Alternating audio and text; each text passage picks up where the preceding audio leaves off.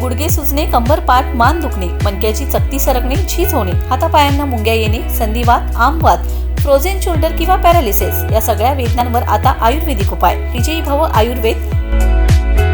गुडघे व मणक्यांच्या विकारावर विशेष आयुर्वेदिक उपचार केंद्र. नेवरी, तालुका कडेगाव, जिल्हा सांगली. पुणे त्रिमूर्ती चौक, धनकवडी. मुंबई दादर पश्चिम. आजच संपर्क करा.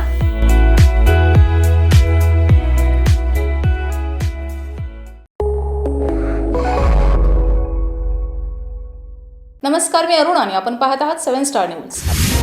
सरकारने कर्जमाफी केली, ही सरळ शेतकऱ्यांची फसवणूक केली आहे. ही कर्जमाफी ही तकलादू आहे. यामध्ये शेतकऱ्यांचा विश्वासघात केलाय. कर्जमाफीत कसलाच अर्थ राहिला नाही अशी चौफेर टीका राजू शेट्टी यांनी केली आहे. काय म्हणाले थेट पाहूयात आपण. 2025च्या विधानसभेच्या निवडणुकीच्या प्रचारामध्ये देवेंद्र फडणवीसांनी शेतकऱ्याचा सातबारा कोरा करण्याचं आश्वासन दिलेलं होतं. महायुतीनं जाहीरनाम्याच्या माध्यमातून महाराष्ट्रातल्या शेतकऱ्यांना आश्वासन दिलेलं होतं की आम्ही सातबारा कोरा करू. परंतु आज अर्थसंकल्प मांडत असताना मुख्यमंत्री देवेंद्र फडणवीसांनी जी कर्जमाफी जाहीर केलेली आहे ती तकलादू आहे. महाराष्ट्रातल्या शेतकऱ्यांचा विश्वासघात करणारी आहे. कारण या संदर्भामध्ये ऑक्टोबर महिन्यामध्ये आम्ही जेव्हा आंदोलन केलेलं होतं त्यावेळी सह्याद्री अतिथीगृहामध्ये झालेल्या बैठकीमध्ये सुद्धा मुख्यमंत्र्यांनी सातबारा कोरा करणार असल्याचा पुनरुच्चार केलेला होता. परंतु प्रत्यक्षामध्ये आज जी कर्जमाफी जाहीर केलेली आहे त्याच्यामध्ये काही अर्थ राहिलेला नाही आहे.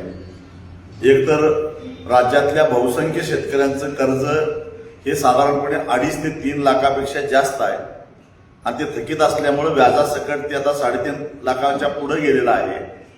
असं असताना 2 लाखापर्यंतचं कर्जमाफीचा लाभ तेव्हा मिळेल जेव्हा वरची रक्कम बँकेमध्ये शेतकरी भरेल. परंतु यावर्षी झालेल्या ऑक्टोबर महिन्यातल्या अतिवृष्टीमुळं आणि एकूणच शेतीमालाचे भाव पडल्यामुळं सगळ्याच पिकांची लागवड करणाऱ्या शेतकरी हा पूर्ण अडचणीत आलेला आहे. वरचे पैसेच त्याला भरायला शिल्लक नाही आहे. तेव्हा तो पैसे भरणार कसं? म्हणजे वरची रक्कम न भरल्यामुळं कुणी यांच्यामध्ये पात्र होणार नाही. 15 ते 17% शेतकऱ्यांना काही अंशी याच्या दिलासा मिळू शकेल. नियमित कर्ज भरणाऱ्यांची परिस्थिती अशी आहे की ऑक्टोबर महिन्यामध्ये यांनी जाहीर केलं की आम्ही कर्जमाफी जाहीर करणार आहोत. त्यामुळे जे नियमित होते तेही थकीत गेले आणि त्यामुळे ते थकीत गेले म्हणून आता नियमित कर्जदारांच्या यादीतून ते बाहेर पडले. त्यामुळे तेही त्याच्यातून बाहेर बाद होतात. आंबा उत्पादक शेतकऱ्यांची आशा होती, काजू उत्पादक शेतकऱ्यांना असं वाटत होतं, कोकणातल्या शेतकऱ्याला पहिल्यांदा असं वाटत होतं की काहीतरी आपल्याला मिळेल. परंतु यावर्षी अतिवृष्टीमुळे आणि त्याच्यानंतर पडलेल्या थंडीमुळे आंबा आणि काजूच्या बागा पूर्ण नेस्तनाबूत झालेल्या आहेत. त्या शेतकऱ्यांना याचा काहीच लाभ होताना दिसत नाही.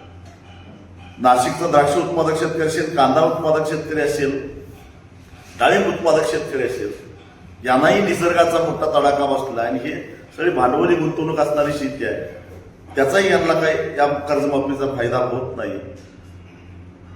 कोरोनाच्या काळामध्ये green house, shade net, poly house याची शेती करणारे जे शेतकरी होते ते प्रचंड अडचणीत आले होते. यापूर्वीच्या 2 कर्जमाफीमध्ये त्यांना कुठेही त्याचा विचार केला गेला नव्हता. यावेळी जर त्यांचा विचार होईल असं वाटलं होतं तेही वंचित राहिले आहेत. त्यामुळं हे नेमकी बँकांच्यासाठी केलेली कर्जमाफी आहे का शेतकऱ्यांच्यासाठी केलेली माफी आहे हे काही कळत नाही आणि त्यामुळे या कर्जमाफीचा काही एक उपयोग होत नाही. ऑक्टोबर आणि नोव्हेंबर महिन्यामध्ये जी काय प्रचंड अतिवृष्टी झाली होती त्याच्यामध्ये कापूस, सोयाबीन आणि सगळ्याच पिकांचं मोठ्या प्रमाणामध्ये नुकसान झालेलं होतं आणि त्या नुकसान झालेल्या शेतकऱ्यांना नुकसान भरपाई देत असताना कर्जमाफीचा लाभ मिळेल असं गाजर दाखवलं गेलं आणि कर्जमाफीचाही लाभ नाही अशी अत्यंत निराशाजनक अशी प्रकारची ही सगळी घोषणा आहे. शेतीचा GDP वाढवण्यासाठी भर देणार 55,000 कोटीचं 5 लाख कोटी करणार ही जी वल्गन आहे मुळे आडातच नाही तर पोहऱ्यात कुठून येणार. त्यासाठी भांडवली गुंतवणूक करावी लागते आणि ती करत असताना शेतकरी शेतीमध्ये भांडवली गुंतवणूक करण्यासाठी सक्षम असावा लागतो. ती सक्षमता शेतकऱ्यांच्यामध्ये नसेल तर ह्या केवळ वल्गना आहेत, कवी कल्पना आहेत, त्यातून काहीही साध्य होणार नाही. Bureau report 7 star news.